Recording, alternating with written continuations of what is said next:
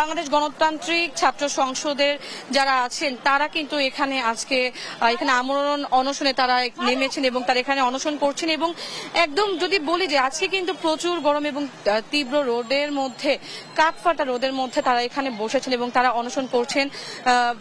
বিশ্ববিদ্যালয়ের শিক্ষার্থীরা এখানে আছেন, নারীরাও এখানে আছেন এবং তারা এখানে অনশন করছেন। এবং ইতোমধ্যে সকালে 11টার পরপরই কিন্তু এখানে তাদের 2 জন শিক্ষার্থী আসলে এখানে অসুস্থ হয়ে যায়। অনশনে তারা গতকাল রাত থেকেই ছিলেন এবং সকালেও তারা এখানে এসেছেন, সেই সংহতি জানিয়ে তারা এখানে আজকে অনশন করছেন। এবং 2 জন শিক্ষার্থী কিন্তু ইতোমধ্যে অসুস্থ হয়ে পড়েছে এবং তাদেরকে ঢাকা মেডিকেল কলেজে আসলে পাঠানো হয়েছে চিকিৎসার জন্য।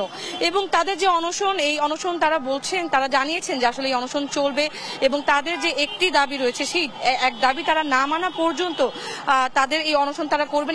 শিক্ষা উপদেষ্টা সহ ইউজিসির একটা টিম শিক্ষার্থীর সাথে বৈঠক করছে, কিন্তু বৈঠক করার পরেও কোনো আশানুরূপ ফলাফল আসেনি।